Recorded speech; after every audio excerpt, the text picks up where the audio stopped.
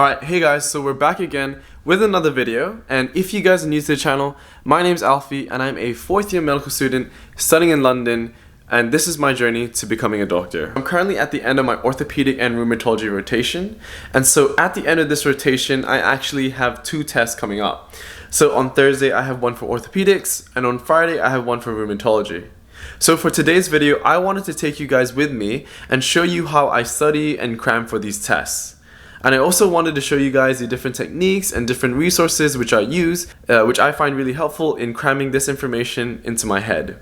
So it's currently a Monday, and today's probably the only kind of full day I have to really sit down and study, because for the other days I have placements and I have a lot of teachings. It's currently 10:30, I just had some breakfast, and now it's time to get some work started. And so to kick things off this morning, I want to start by looking at the Oxford Clinical Handbook, which is the holy grail or the yellow Bible for all clinical medical students. It has so much useful information for treatments, for diagnosis, for every condition that you're going to see in your rotations. So everyone has this in their bag. And I'm going to start off by reading the rheumatology section in this book, just to give myself a brief overview before I start going into my notes and doing some questions. So let's get started.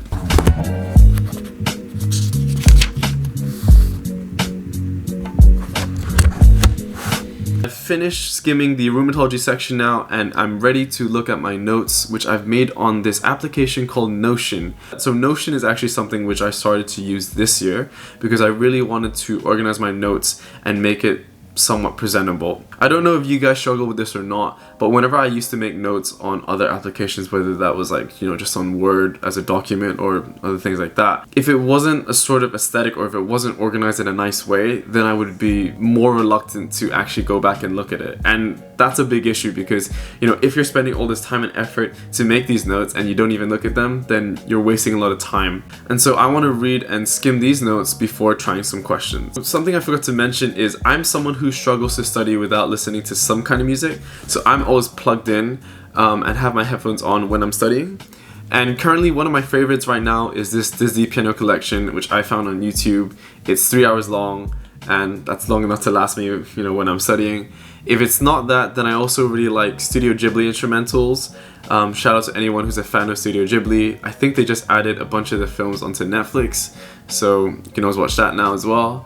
If it's not that, I also really like this YouTube channel called Study Music Project, and that's actually something I found when I was doing GCSE and IB. So it's really nostalgic to listen to, the music on that channel. I'm studying now for med school because it's 4 or 5 years later. Enough of the music, let's get back to work. So this is how I've organized my notes, and I've tried to make it look a little bit prettier by putting like a UCL banner up top and, adding these emojis.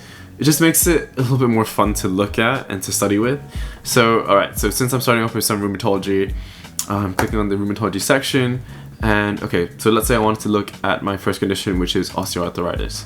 So the way I've organized it is I've tried to separate it into important sections so that I can really differentiate the different bits. So I usually have the definition of the condition, and then I have maybe the pathophysiology of the condition, so what will cause it, what happens in the body to cause this condition. And then I have the clinical features, which is really important because that's what you have to look for, when I'm meeting the patients and when I'm examining the patients, that's what I have to look for. And then I have a list of investigations to do. I have some risk factors, and then I have the management plan. And so I like to break down the management plan into some conservative things to do, some medical things to do, and then maybe some surgical things to do. And then within that, some first line and some second line things. So I know that, if I have to answer any questions, or also if I have to, speak to anyone in the hospital about this, I can think, okay, this is the first step that you do, and then this is the second step, and then this is the third step. So I sort of have a rough guideline to what I'd have to think through when I'm presented with this in the hospital. So I want to just go over this really quickly, but I don't want to waste too much time looking at the notes because I'll mention this again later, but just reading your notes isn't a good way to retain information. It's a good way to kind of have an overview before you start doing some questions, to give you a little bit of confidence before you do them, but it's not the way that you're going to learn. And I think that was the mistake I made when I was in first year and second year of med school, because I would just rewrite my notes time and time again. But that doesn't really get things stuck into your head. So the process which everyone loves to talk about now is something called spaced repetition. And what this is essentially answering questions and testing yourself, and using things like Anki, which is a flashcard application which uses spaced repetition. And what this will do is you can grade how difficult the card was, and so that means that if you found the card to be more difficult, then they would try to repeat these questions more frequently. If you found the card really easy, then it would space it out and leave it so that you have longer before you have to see the question again. As I was going through med school, I realized that using techniques like spaced repetition and using applications like Anki really are a lot more useful in retaining lots and lots of information, because just going over your notes, there's no way that this will just kind of stick in your head. You have to use different techniques to really help drill in this information. Alright guys, so I just finished reading those notes and it's almost 12, which means it's lunchtime. And I'm just gonna grab some food which I made yesterday from the fridge and heat that up. So I made some sweet potato and pork. If you guys are interested in me making some sort of meal prep or cooking videos for uni, then leave a comment down below, because that's something which I'd definitely be happy to make. I'm gonna have some food, I'm gonna chill for a second, and then after that, get back to work.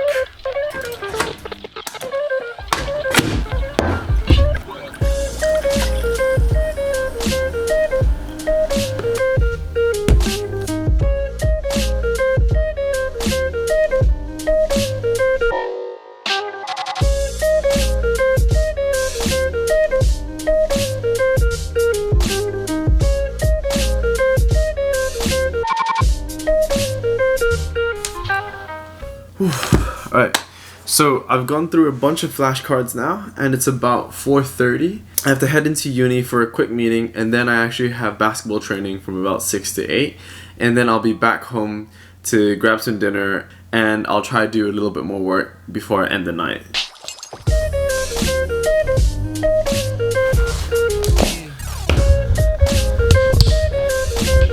Alright, let's go.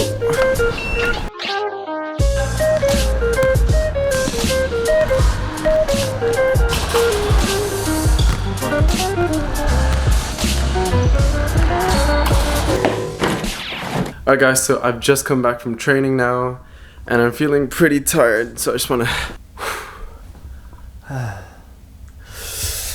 In terms of training, like, basketball's been pretty fun this week. I had a game last Wednesday and Saturday. I'll see if I find any clips from that.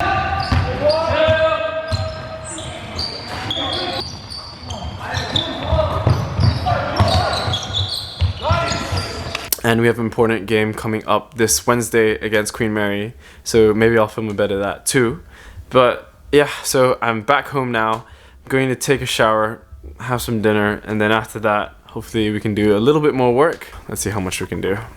So for dinner, I'm having this cold Chinese noodle mix which I made yesterday, and this recipe was actually inspired by this BuzzFeed video which I watched a while back. And it's something which is pretty simple, pretty easy, and tastes pretty darn good.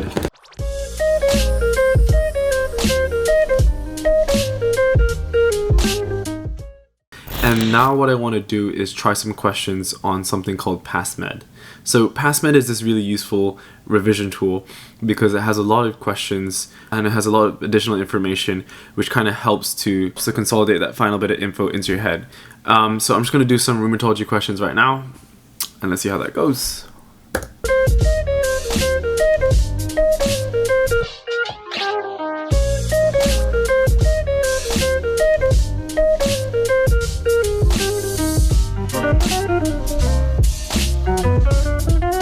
So whenever I'm doing questions and I run into a procedure or a condition that I'm not too familiar with, what I like to do is actually search up that condition or procedure onto YouTube, onto channels like Osmosis, and try to get a visual representation for what the condition actually is. And that actually helps to cement the idea into my head a lot better. Alright guys, so it's almost midnight now, and I think I'm pretty much done for the day. I think I'm going to make myself a cup of tea and then call it quits. So that was pretty much how I approach studying and cramming in med school. And if you guys found that useful or interesting, then don't forget to hit the like button and subscribe. And until then, I'll see you guys next time.